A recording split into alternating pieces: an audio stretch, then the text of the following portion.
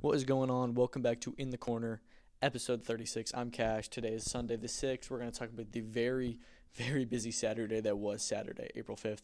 We had 7 total events, at least that I was watching, across boxing, UFC, BKFC. We're going to talk about all of it. It was a long day. I was somehow able to watch all of the events. I was watching like 3 at once at some point, and, that was pretty hard to be able to try and divert focus and attention among all the different events, and probably wasn't able to watch all the fights as thoroughly as I would have liked, but just wanted to stay caught up on what was going on. So we're going to talk about everything that went down. We're going to talk about Janibek, Hrgovic, and Joe Joyce. We're going to talk about Richard Torres. We're going to talk about Abdullah Mason, Tszyu, Lerone Murphy, Kai Stewart, all that fun stuff. Let's just jump right into it. So what was probably the biggest event of the weekend, I'd say, is Joe Joyce, Filip Hrgovic. This was heavy impact, the start of the Queensberry X DAZN deal. And I just want to say, first of all, I thought the event was very good. I think there was a lot of good fights on it. I thought the actual DAZN portion of the broadcast was fantastic. You had a lot of prospects on the card, which I thought were mostly pretty good. I thought Nelson Birchall had a great first-round knockout that was impressive. I will say that Luis Seto, he almost lost his first fight. It was his debut, and he got dropped in the second round, and it was very competitive. I wouldn't be surprised if it went the other way. I did have him winning 38-37, but very close. And then Mark Chamberlain and Royston Barney-Smith both went 8 rounds with journeymen, and that was a bit disappointing to me, especially Mark Chamberlain, because I thought it was a weird drop down in opponents. Obviously, he just took his first defeat, but it was weird that they dropped him down that much and he wasn't able to get his guy out of there.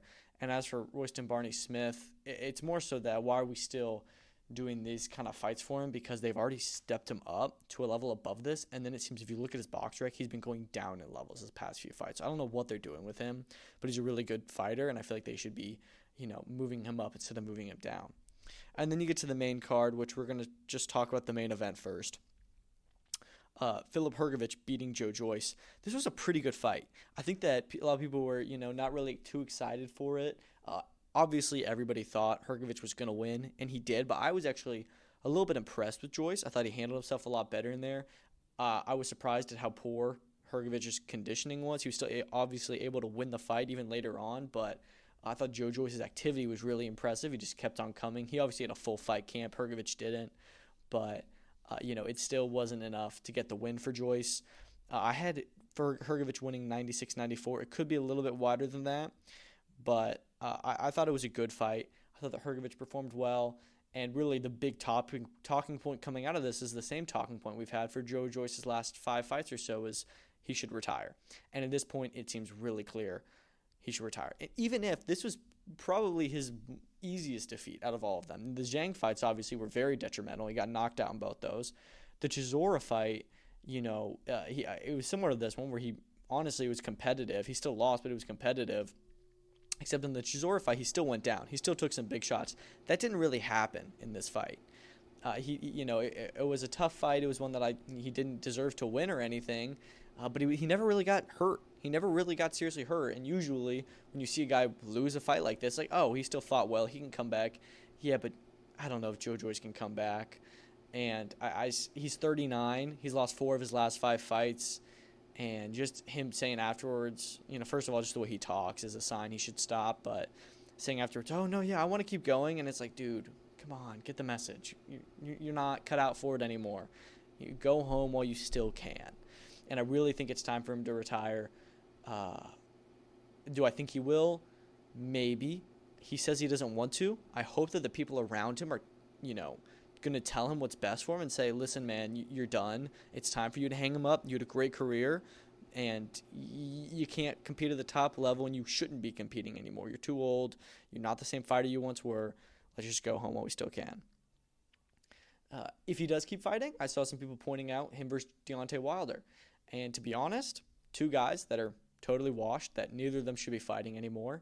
Why not match them together? Loser retires, has to, and winner should also retire. But I think that that's not a bad fight if he does choose to continue.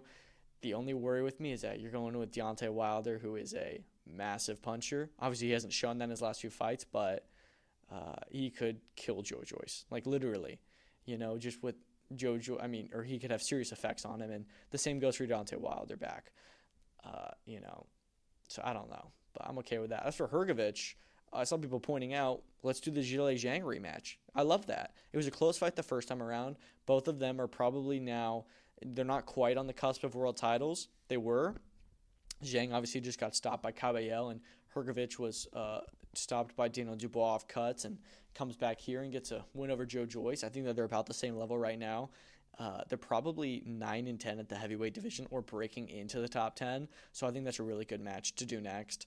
I like that fight a lot. And yeah, I think that's good. I think that hopefully we can get down like a Riyadh season card because it's really the best option for both. I can't think of anyone else that I'd rather see other than Hrgovic Zhang too. I think that makes a ton of sense. Also on this card, opening up the main card was Khalil Majid, Alex Murphy, which seeing this fight, I was like, oh, this is going to be boring. Murphy has gone the distance every single fight. Majid is not a big puncher either. It's not going to be great. It was fantastic. It was fight of the night, probably the fight of the entire day. It was spectacular. 10 rounds of straight action, huge shots being thrown. I had Majid edging it at 96-94, and I think that was the right call. The scorecards definitely were similar to that, and it seems like everybody kind of agrees, yeah, it was close, but Majid deserved the win. It was a spectacular fight, and, people are talking about some big fights next from both. You had a lot of 140 British guys on this card. Jack Rafferty was another one where he looked spectacular, and he's not the most complete boxer, just that his power and his relentlessness just gets the job done for him, where Corey O'Regan early on seemed like, oh, he's going to give Rafferty a tough night, and Rafferty takes shots, but he gets his shots landed. And I think Rafferty dropped him big time in the third round, and then it took him two more until the corner pulled him out, which I think was the right call. And, yeah, Rafferty's a really fun, all-action fighter. Very exciting, very entertaining.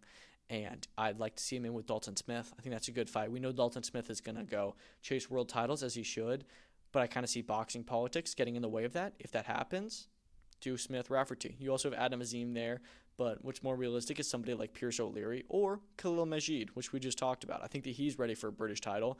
I think that him and Rafferty is a really good fight after seeing both their performances. Mark Chamberlain is another guy. He's now at 140. There's a lot of good fights that Queensberry can make just on their own at 140 on his own, and yeah, I'm excited for the future of both those guys. You had the pro debut of Delicious Ori. Did not impress. Really did not impress very much. I still think that he looked good. He was fine. He just kind of tried his best, went through the motions. He had a tough opponent in Milos Veletic. You get that. But it is a little bit, when you're a heavyweight, and especially when you're British, and they're touting you as you could be the next British heavyweight star, and you come in, you've got all this great swagger and personality, and you go the distance over 4 rounds, and you don't really have any exciting moment in there. He never hurt his guy. So it's not the ideal debut, and he knows that, and I'm sure he was disappointed. And it sucks for him because he's still a spectacular fighter. We saw he was in the Olympics, and he still will have a big future in the pro game, I'm sure. It's just that a lot of people are saying underwhelming, which is not the way you want to start off your career. But whatever, we move on. Joe Joyce, we already talked about Joe Joyce, Filip Hrgovic, David Adelaide, Jamie TKV. This is an interesting one, isn't it? Yeah, so this was very boring. This was the people's main event. Everyone was excited for this. Comes in, it's not a very exciting fight. It's very slow. Barely anything is happening. It's hard to score. I think that TKV was maybe ahead just because he seemed to be boxing a little bit better. And Adelaide, when he threw big shots on TKV, he hurt him, but he just wasn't doing it enough. So I think I had TKV up 3 rounds to 2 heading into the 6th. As soon as the 6th start, they get into a little tangle. The ref separates them. As they're separating, Adelaide throws a shot that hurts TKV big time, puts him down. TKV gets back up, but Adelaide just gets right back on him, and the fight is ended. Obviously, you still get your huge Adelaide knockout. That was what I expected to see in this fight around that time, was to see Adelaide knock out Jimmy TKV. But, he didn't look great before then, and neither of them did, really. And it's mainly a point of controversy because were they supposed to be separated then? Because it kind of seemed like they were, and, Adelaide threw a late shot. So I think it's a fight that does probably demand a rematch because they were both very humble and, not beefing afterwards. But I think that TKV did get a little bit of a shorthand dealt. Adelaide did throw a late shot, but afterwards he was still able to knock him out. It's just that the question of, he was hurt from an illegal shot. Somewhat illegal. It's a big gray area. So I think you probably should do the rematch. I don't really want to see the rematch too bad, just because I feel like it'll end the same way, and it wasn't an exciting fight. I do think that TKV deserves another shot at the British title. Maybe we do a rematch after they both have other fights, or they run it right back. I'm not sure what the move is, but huge knockout from Adelaide. He's very fun to watch, and TKV I thought fought well in what he should have done, but yeah, it was not the best fight. And then after that, you had Jurgen Oldedaj fighting Gerardo Melado on the Queensberry YouTube. I like what they're doing here. Something else I want to mention is that Queensberry usually on TNT Sports, they would do 6, 7 fights, and they'll be like 10, 11, 12, or 10, 12 rounds. And it was long. And I was wondering, it's like, DAZN doesn't really do that. They don't really do as long cards. And that's what we saw tonight. They had a 5-fight card on DAZN, including the 4-round fight with Delicious Ori, so it wasn't as long. But Queensberry is now stacking their prelims. They had 6 fights before on YouTube and 1 fight after, which I actually kind of like. They did the same thing with the Nick Ball fight. And the fight after the main event with Oldedaj, I thought was pretty good. It was 10 rounds of cruiserweight. A little bit odd, the placement of that. He seemed to have a pretty good crowd. I don't know if he's British or not, but yeah, it was a pretty good fight. Let's move on to Janibek. So Janibek fought Anuel Ngami Senge. I'm going to say it like that. I'm just going to say Anuel. But he fought Anuel, and I thought that he looked pretty good. It was really no challenge for him at all. Going into this fight, everyone was like, who is this guy? And he didn't really surprise anybody. Janibek really just went through the motions. I actually thought that Anuel was fighting pretty well and was landing some good shots on Janibek. Janibek just didn't seem to care. He was just walking through it and throwing the bigger shots. And it seemed like he was fighting lazy because he could get away with it. And I'm not even crapping on Janibek. I think that was cool that he was just like, it's whatever. Boom, boom, boom. You can hit me? Yeah, it's whatever. I'm going to hit you harder. And just walk through it. And, he dropped Anuel in the first round and then just went into the 5th round where he hit him with a huge shot, fantastic knockout, and he gets the victory, which we all knew he would get afterwards, makes the Canelo call, as he should. Obviously, I would like to see him fight Carlos Adames or Erislandy Lara, particularly Adames. I think it's a fantastic unification match, and that is the next fight for both. You have to unify with Janibek. There's no point in doing these mandatories or challengers or whatever. It's just so pointless. He just wipes the floor with all of them. But if he can't get Adames or Lara, I say you have to move up. And I think he's ready to move up to 168. We saw last year he was hospitalized trying to cut weight, so that's already a sign. I think that he can fit in really well with the contenders at 168, and he's a world champion. There's a chance in 2026 he can get straight up jumped to the Canelo sweepstakes without even having a fight at 168. We know Canelo likes to pull guys up. So I really like that. I would not be mad at all if he moved up to 168, and we just need to get something going at 160, though, because once he does leave 160, it leaves new holes for new stars to be born, but he's the best guy there, and him leaving really does leave a damper on the division. Yield Sultan Zauerbek in the co-main event, I thought he fought pretty well. He was in with Azinga Fuziel, not really too much to say. Zauerbek is a pretty underground fighter. He's number 1 with the WBA at 130, I think. So he should be due his world title shot soon, whether that's against Lamont Roach or Albert Batirgaziev. It remains to be seen, but he's a good fighter. He didn't look super great. I thought that he had a tough fight, and he was able to handle the adversity well. But, yeah, decent performance. Bakodir Jalalev was really disappointing.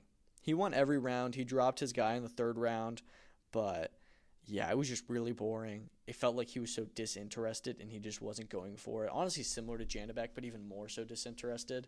He went the distance for the first time, and I don't know. He's such a weird character because he's gone to the Olympics twice now. He's even talked about going again, and he's fought just straight scrubs in the pro game. He's knocked out all of them until this one, and it's kind of curious. It's like, does he really want to do this? Is he really that committed? Because he's ready. He's 15-0. He's already in 10 rounders. He's ready to go in and get with guys like Richard Torres, who we just talked about, Jared Anderson, Guido Vianello. Those kind of guys, they're ready. It's time to mix him in with those guys. Why are we doing fights like this? But when he has performances like that, it's like, what is going on? So he was very disappointed. I was really excited to see him fight and just didn't do well. And then you had Batir, Jukambayev, and Kane Gardner. A pretty good fight. Jukambayev, I thought, won pretty much every round. I don't know what the scorecards were on these fights, because he was spoken in Kazakh, and so I don't speak that. But I thought that he fought pretty well. Jukambayev dominated the fight. And again, he's another guy at 140 that's fun. It's just a question of, are we going to be able to get him a good fight? I don't think he's ready for a world title. I don't think he deserves a world title. There's so many guys ahead of him, but we can get him into a fun fight, like Landolfo, Delgado, or Elvis Rodriguez, which we're just going to go ahead and talk about now. We're going to talk about that top-ranked card. I was very impressed with Richard Torres. I don't think it was a good fight. It was not fun to watch. His game plan was not very exciting, and it just kind of honestly reminded me of KSI Tommy Fury, where he'd throw a big shot and then just kind of clinch. But you know what? It was effective. He totally disrupted Guido Vianello. Guido had no idea how to combat it. Guido actually had some good rounds, I thought. But overall, I scored the fight 98-91. Guido did have a point taken in the second round, I believe, for holding, which to me, I thought that Richard was doing more of the holding, but he did what he had to do. I do feel for Guido because, he keeps on getting some bad luck. And this one wasn't. This one was a bad performance from him. It was, but the Ajagba fight was really bad luck, and this one he just couldn't do anything. And Torres just gave him a really tough fight. But I was really impressed with Richard Torres. I wasn't sure if he was going to be able to get this one, if he was going to be able to win this one. This was a huge step up. He's never fought anyone in the pro game on the level of Vianello. And I was shocked that they made this fight, and he showed, no, I'm ready. So Torres, again, he just made the jump last night from prospect to contender. Now, obviously, is he anywhere close to heavyweight world title? Absolutely not. He's still years away from that. But he is in that mix now where we can get him former world champions or former, whatever. He's ready. The spot that they had Jared Anderson in 2023, Torres is ready for that stuff now. I thought he looked really good. And excited to see what they do next with them. Landolfo, Delgado, Elvis Rodriguez, we got to talk about. I thought this was a robbery. Now, I had Elvis winning this fight 97-93, and the scorecards were, I think it was 95-95, 96-94, both for Delgado. I don't know how you find 6 rounds in that fight that Delgado wins. First of all, it was not a good fight. I thought both of them fought very poorly, but I thought that Elvis was actually able to figure it out, and he was able to fight a smarter fight that Delgado never really grasped. And the issue, Delgado came forward, and the judges liked that, and he got the decision. So it really hurts to see, damn, they're just going to give it to the guy who's coming forward when Rodriguez was doing the cleaner work. I think he maybe even landed more. I thought that he did look better of the two. And this is now the second in Landolfo Delgado's his second decision win in a row that I don't think he deserved. He had a fight in August, I remember. I can't remember who he was against, but I didn't think he deserved to win that fight at all. I think most people agreed, and this one was maybe even worse of a robbery. So I say they run this one back. I know it was meant to be an IBF eliminator. They said on the night it was a WBC eliminator, which I don't understand how the WBC can be ordering so many eliminators. I guess it was for number 2 or 3. I don't even know, but yeah. I mean, you put him in with Dalton Smith, you see what happens. But I think that you should honestly do Elvis and Landolfo too, because Elvis got screwed over, and my worry is that Elvis is going to get dropped from Top Rank now, which I don't think is fair because I thought that he won that fight. So it's whatever. And I was coming in thinking that Delgado was going to win, but that didn't happen, at least not in my eyes. Abdullah Mason, first 10-rounder against Carlos Ornelas, very patient, very, very patient. The corner pulled him out after the 6th round, which they should have. Abdullah dropped him every other round with a body shot, or at least some kind of big shot, and he just took a knee. Abdullah was so measured. He wasn't going for the kill and going crazy, which he learned after the Johan Vasquez fight. Don't always want to go so crazy. It doesn't always work out for you. And I thought that he learned, this is a big learning event for him. And he fought super well last night. He was very measured. He was a totally different Abdullah Mason. It was his 21st birthday as well. And first 10-rounder, he went 6 rounds for the first time in a long time. I don't think he's ever been past 6 rounds. And yeah, I thought that he looked really good. And I mean, we could totally see a world title shot next year. I want to see him in a big fight next, a good fight. Rebook the Giovanni Cabrera fight. I thought that was a really, really good matchmaking. And I'm excited to see where this kid goes because he is a superstar. Chop Chop Gonzalez had a tough night. I wouldn't say tough night. I would say learning night against Dana Cool. I had him winning 78-74. It was a fight that I definitely think Chop Chop won, but it was, it was competitive. And Dana, obviously went the distance with Bruce Carrington last year, made that a good fight. And he's a really good gatekeeper for these 8-round guys. And Chop Chop is still a very good fighter. I'm excited to see him return, but he overcame a tough test last night. And I enjoyed that. Steven Navarro, he was interesting because I thought that him and Juan Garcia having a very good fight. One that Navarro actually got kind of hurt in at one point, it seemed, and was just able to go crazy in the fourth round. And the ref did call a stoppage, which I don't agree with. I think it was a little bit too early. And I think that it was in the middle of Navarro getting really seriously tested. And, it just remains to be seen, okay, we still don't really know. That was a big test for Navarro, and we didn't really get to see how he was going to handle with all that adversity. He was still winning the fight handily, I thought, but I do feel like he got a little bit of an easy exit from it, and I would have liked to see him tested for a little bit longer. Jahai Tucker, Troy Williamson went 10 rounds. Tucker definitely won the fight. He kind of outboxed Williamson, but still not very exciting. He's just got a really, ugly style. He's just not fun to watch at all, the way he fights. He's so, I don't know. I know Tim Bradley says he's not disciplined or something, but it's just so awkward watching him fight. And, really is not appealing to the eye. Troy Williamson, obviously he's not who he once was, but he's a big gatekeeper in the UK. I think he's a former British champion.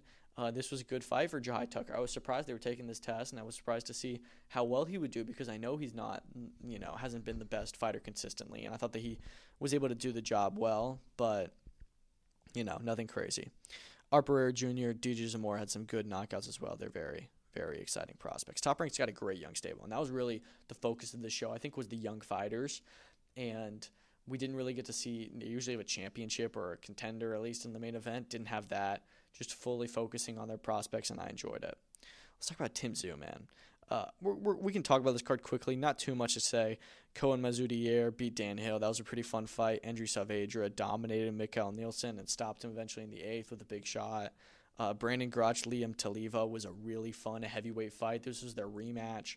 Grotch stopped Taliva on the first one. This time Taliva stopped Grotch with a huge knockout. They both only have one loss to each other. This was an Australian heavyweight title eliminator. I think that Grotch and Taliva should do a trilogy. Why not? Trilogy at 8 rounds. It's a bit odd you see that, but not a lot of heavyweights over there, and I think that they are really fun to watch together. Always have great knockouts. But let's talk about this main event. So Tszyu, I thought, did what he had to do. And Joey Spencer, which really surprised me because I thought that he looked awful. I think that the moment was just too big for him, and I don't know what's going on. Even when he lost, he was just so okay with it that he just didn't even look like he wanted to be there. And Tszyu, man, it was a little bit just going through the motions. Then the third round, he started to turn up the heat. And fourth round, just relentless, like an animal, just would knock it off him, just throwing shots, knowing the ref's going to stop it here. And he did. I think that the corner threw in the towel, and that stopped it. So I thought that Tszyu came back in very good fashion. He's now likely to fight Keith Thurman in the summer, which I think is a really good fight. Didn't make a lot of sense last year. Makes all the sense in the world now. I say we book that one next. Shouldn't be that hard to make. Seems like it's already pretty much agreed by both guys. As for Joey Spencer, I'm not really sure. I did think that this was a bit of a fight where I was like, oh, he's not gonna win this, but it was a good fight for Tszyu to come back against, where he's gonna win, but he's gonna have to work for it. And there is a slight possibility of an upset, but very easy night's work for Tszyu. He's got his confidence back, and he's one of my favorite fighters. Just his personality, he's very likable, and he's really exciting to watch. So glad that he's back in the winning ways. Now let's move over to the Apex, and man, this was not a good fight night, was it? There's only 4 finishes on this card. All 4 of those got a performance bonus. I thought Ode Osborne looked good. He had one of my favorite finishes of the night. Reese McKee was very impressive. He was fun. But not really a lot other than that. Lee Chang-ho impressed me, and so did Dione Barbosa. Those were all the finishes. And that was really the only thing of note. And we'll talk about the main event here, but Josh Emmett, Lerone Murphy was not the most exciting main event either. And I see that some people were upset about Lerone Murphy. Some people thought that Emmett won the fight. I don't think that. I think it was close, but I thought that Murphy deserved the decision. Some people were mad about Murphy's style, and that I agree with. It was not exciting. And he was very much trying to stay away from stay away from Emmett. But it worked. It was successful. He did what he had to do to get the win. And, he's moved up the rankings now. I think that him and Arnold Allen makes a lot of sense next. Josh Emmett is still probably a top 10 featherweight. There's still some good fights for him. And I thought that it was a smart fight for Murphy, but not an exciting one. And, he did – I don't know if he made more fans last night. I think that he more so lost fans.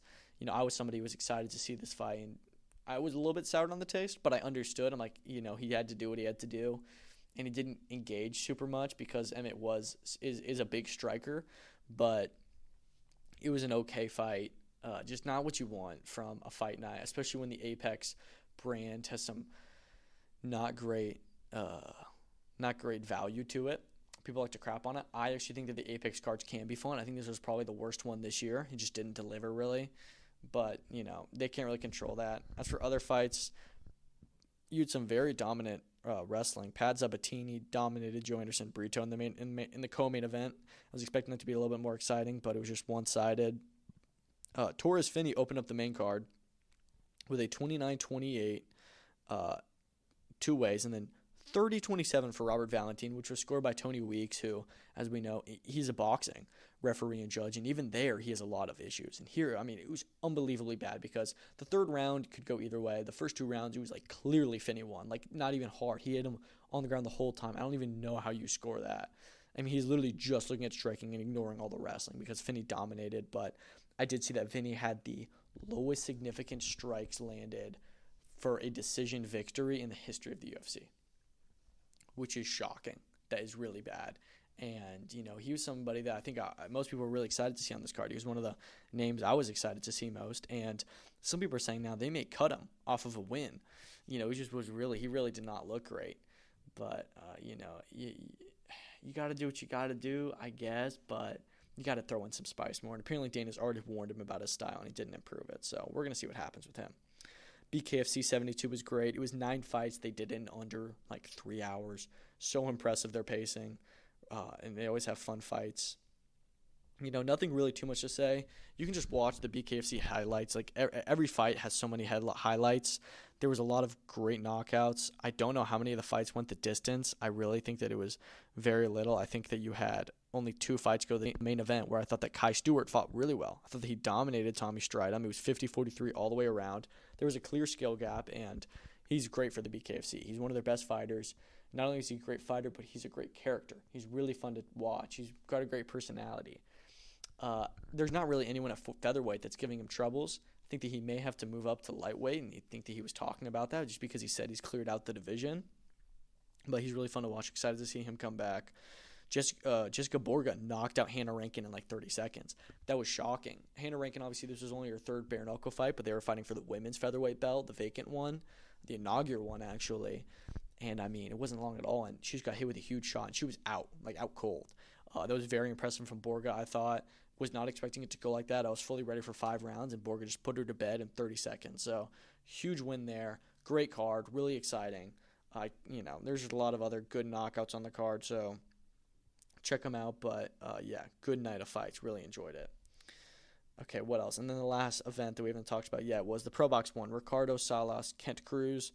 The first half of these fights, not great. A lot of decisions, nothing too fun. Haven Brady Jr., somebody I usually really like watching. I think he's a really good fighter. Didn't look great last night. Not his best outing. But he still got the win. Dante Benjamin got a decision win, which was fine. Elijah Lugo had his pro debut. I thought that he was decent. Gio Lopez, that was an interesting one where he was in with Rene Alvarado, a fight that I think that he may have edged. It was really close, and it was close because he got injured. I think he tore his bicep about halfway through or something of the matter, and that really affects you. And I thought that the last 4 rounds or so, we lost all of them, and it was did he bank enough early? He clearly did. I had him winning the fight by 96-94, and that was closer than anyone else. The judges had a 97-93, which is a bad card, 98-92, which is a really bad card. One judge had a 100-90, which is unbelievably bad. Holy crap, that is so laughable, and you just wrote in your scorecard before the fight. There was a lot of bad cards yesterday, I thought, but that was maybe the worst one. I still think that he deserved the win. It was a tough night, and he was still able to win even with a big injury. Co-main event was really exciting. Mike-Juan Williams, Antonio Moran. Mike-Juan Williams really didn't look great at all. Didn't make adjustments. Antonio Moran, upset him. He won the fight very much. I think that I had him winning 97-93, as did 2 of the judges. One had it a draw, which I don't hate, but I did think Moran did deserve the fight. Williams hurt Moran big time in the 4th round. Huge shot. And it was oh, this is it. I don't even know how he didn't go down. It was almost comparable to Tyson Fury Alexander Usyk 1 round 9. where Fury was just on skates around the ring for 40 seconds. It was just like that. But he recovered quickly, finished the fight and won, and was bringing the fight to Williams. Very impressive victory for him. I thought that he looked great. And just a really fun fight. So that one was good. And then the main event, you had Ricardo Salas, who just ran through Kent Cruz. He had 4 knockdowns in the second round. Unbelievable stuff. Very exciting fighter. And he could be in some good fights on ProBox. ProBox always has great main events, great fights, and this was no different. So looking forward to their next event next week, but not too much to talk about. So that is all on Saturday's events. There was a lot. We're going to talk about some news. There's not too much to talk about, but we're just going to run through it quickly. Starting with Pereira Ankalaev 2. It's reportedly been signed for UFC 319 in August. We know that this was the plan. This is what both guys wanted. That was what was being discussed, and apparently it's been signed, which is no surprise, but that's good that they're looking to do the rematch. I think it makes sense. Yuri's the only guy that's really waiting for the shot, and I think he can wait one more time, because if Pereira wins this again, it's just going to be Pereira versus Yuri 3, and we know it's going to happen. Deontay Wilder's team has said that they are open to a Jake Paul fight. Listen, if Jake Paul's going to fight anyone that's like a big name, I think Deontay Wilder may be one of the best guys, because he's still a top heavyweight, at least in name, and he's still somewhat up there, but he's somebody that's not the best, and Jake Paul actually outweighed Wilder in his last fight, which is crazy to think, but it's possible to do it. And it's a fight that you may even have Jake Paul winning, just because Wilder's never been the most complete boxer. He hasn't looked great. He's looked susceptible to the chin. I think it's time for Wilder to retire, and that would be a fight that I would not mind seeing. We know Wilder obviously is booked for June 27th, so that's not Jake Paul's massive announcement that we hear is happening in the next few days, but very much looking forward to seeing what this next fight for Jake Paul is going to be. I would be totally open to Deontay Wilder fight. I think that's honestly probably the best option. I don't like the Anthony Joshua talks. I think that's stupid, but Deontay Wilder, maybe. Okay, Jai Opetaia versus Squayo has been delayed to June 8th. I mean, it's whatever. That's not a bad delay at all. Opetaia got injured. It's just kind of like, man, why are we doing this fight? I know it's just to stay busy, but I'm just so worried that he's going to go in there, he's going to win, whatever, and then all right, let's make Opetaia Zerto. And then IBF is going to be like, oh, that was your voluntary, now you have to do a mandatory. Otherwise, we're going to strip your belt. It's like, come on. Like, just sit out. They really should just cancel it. Honestly, I don't think that they should do this fight and potentially risk that happening. Maybe they've already worked it out, but I'm really worried that's going to happen, and I don't want that to happen. So we'll see what happens. But hopefully all the best works out for Jai Opetaia, and he gets to unify the division, because the guy is insane at cruiserweight. He's phenomenal.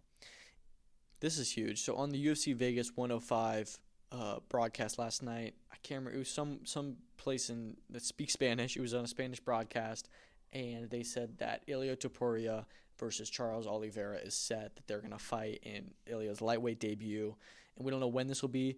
The rumor is that this could be on 3/17 at International Fight Week. Honestly, this could headline a pay-per-view. If this is really what they're doing, I love it. You do Islam versus maybe Arman, or he just waits out to see the welterweight winner, but I think Charles and Ilia makes a lot of sense. He gets Ilia versus another legend. He doesn't have to go straight in for the title.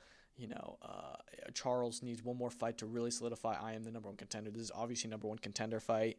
I think it's a huge fight. I think this can headline 317 without a title on the line. They may throw a title in the co-main, but this really could do it. And we were thinking, who is going to be the title? It may not be Islam now.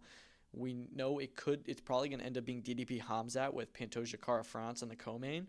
If that's not happening for whatever reason, this could be it. This could be the July pay-per-view. I don't know, but it's a massive fight. 2 huge stars in the UFC, and I really hope that they do this, because, man, it'll be awesome.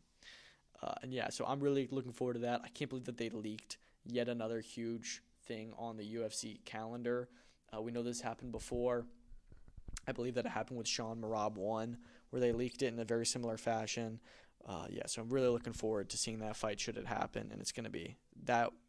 Oh, man, I'm just thinking about it, and part of me is worried about that, because I don't want to see Charles lose in crazy fashion at Ilia. I don't want to see Ilia knock out another legend, but I feel like that's kind of what's going to happen. But also, Charles could give Ilia his toughest test yet, which is crazy, because he just fought Volk and Max. With ease, he beat them. So I don't know, but, man, I'm really excited for that fight. Okay, Daniel Dubois is targeting Alexander Usyk fight at Wembley Stadium in July. So we now know it's likely going to be in July, and there's rumors, there's reports that this is signed, sealed, and delivered. It's ready to go. We just haven't got an announcement yet or anything, and I think that we will get that soon, and I do feel for Joe Parker. Maybe the WBO insists and says, no, Parker's going to fight for the belt. Sorry, Usyk. In which case we have another unified championship, and then we have to go back and get another undisputed fight later on, and this won't be for undisputed.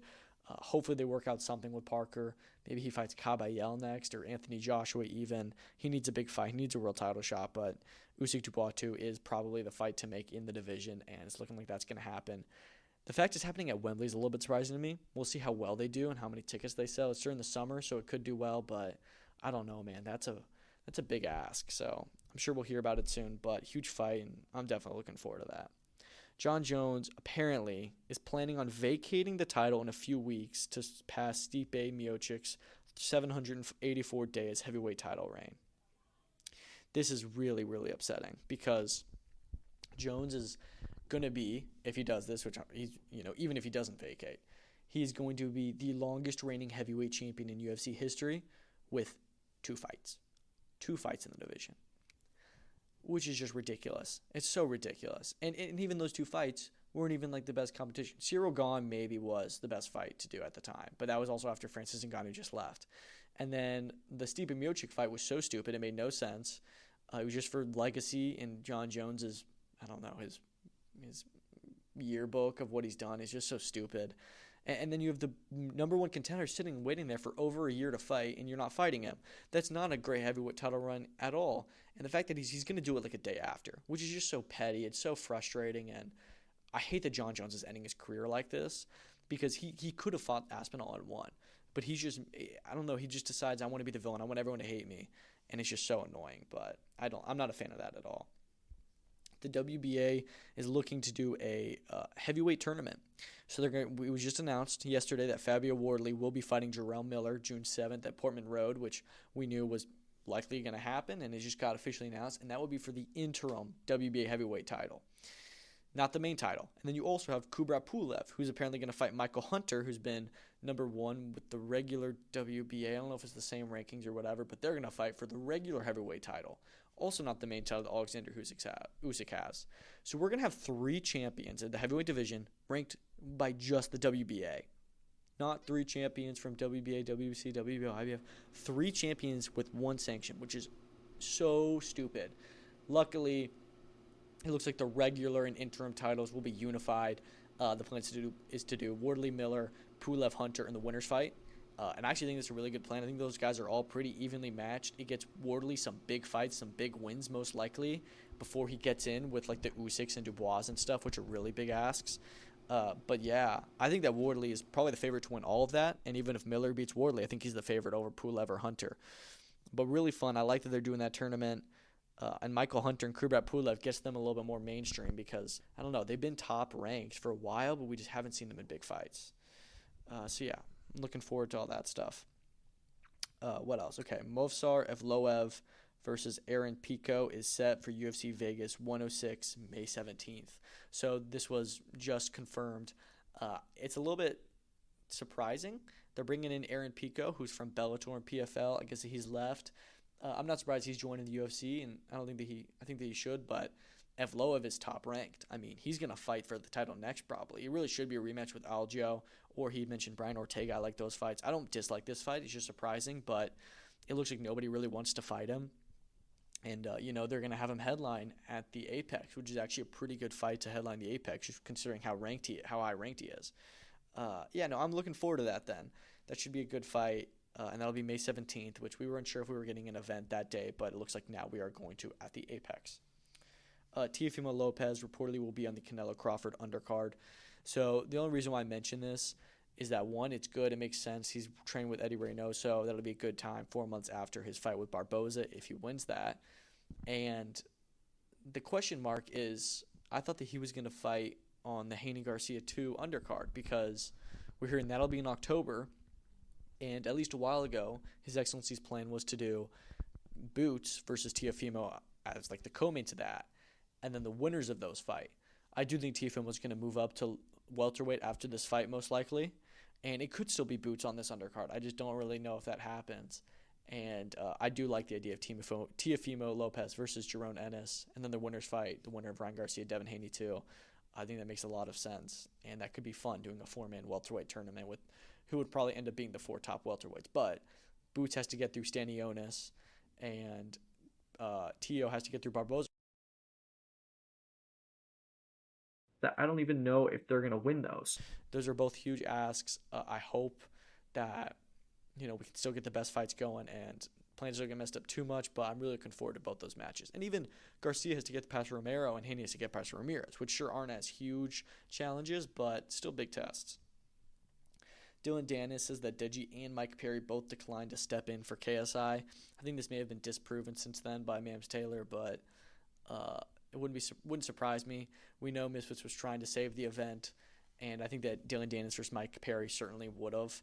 It is 2 Americans in Manchester, so that may hurt some ticket sales, but there's very much interest for that fight. And Dylan Dennis versus Deji doesn't really make a lot of sense, but it would sell a lot of tickets, and it would be just a crazy, what? And honestly, they're probably about the same skill level, and Deji would need to win that fight. But, yeah, it does suck, and hopefully Dylan Dennis can fight KSI soon. I don't even know. I don't know what's going on with KSI. There's a chance he just may not fight again. This is now second time pulling out with an injury right before the fight, so who knows. Abdullah Mason says that Emiliano Vargas needed to see him get dropped to have the confidence for their fight one day. Yeah, I think that Abdullah Mason totally beats Emiliano Vargas. I still think that Vargas is great. I think he'll be a world champion one day, but I think Mason's on another level. I hope that I definitely see them fighting in the future. But it's just a fight that I think that Mason will win. And I'm really excited to see that go down one day. We'll see how it goes down. But, yeah, I think that that's a great fight to make one day. And it wouldn't surprise me if what he's saying is the truth. And Vargas probably – I really heard Vargas talk too much about Mason before that knockdown. And he probably does feel a lot better. I mean, you'd have to think everyone feels better about it. I saw Tito Mercado call out Abdullah Mason last night saying, I could beat him. Tito Mercado's an interesting one. He only calls out lightweights. He's at super well lightweight. Never talks about anybody at 140. Only 135, which I don't get, but whatever. I do think that Abdullah Mason versus Emiliano Vargas will happen one day for a world title, and it's a fight that I think that Mason certainly wins. Last thing, Sergey Boachuk versus Michael Fox has been announced, or not even announced, just been seen on BoxRec, which I saw a while ago that Boachuk was fighting on May 17th on Fight Pass. It hasn't been announced yet, but we're seeing on BoxRec it is. He's in with Michael Fox, who is, or actually, wait, no, it's been taken off BoxRec, I think I see now. But it's on the schedule. But Michael Fox, I'm really not too familiar with this guy, and I'm a bit disappointed. He's 24-4. He has had some good fights. He's fought Gabriel Maestre, lost that one. He fought Egidijus Kavaliauskas, who I know is fighting, or was going to fight in a, I don't know if he still is, but was set to fight in an eliminator against Sissoko. He's had a loss to Shojahan Ergashev as well, so he's had some okay fights over the years, some okay opponents. He hasn't won any of them. But I don't really know why Boachuk is doing this fight. I think that he is top 5 at 150, which is the best division. I think that he's ready for a world title shot. I don't think that he would get a world title shot next, but he's certainly deserving of one. It was a little bit of just like a stay busy fight, which I don't get, because you had the Ishmael Davis fight, which, sure, okay opponent, he won that, but logically he shouldn't have been fighting Ishmael Davis. I know it was a late replacement, but I'd rather see Boachuk step it up and fight someone who's like legit. Not two so fights in a row 5 months apart. I want to see him back in with a top guy. But that's all I've got today. Looking forward to another good week of boxing. We've got Boots Stanionis and UFC 314 next Saturday. 2 huge events I'm buzzing for. You got PFL World Tournament as well, some Pro Box thrown in there, some Eye of the Tiger fight card. It's not as big as this week. This week was a lot, but we had some great moments, some great fights. And yeah, thank you so much for listening, and peace out.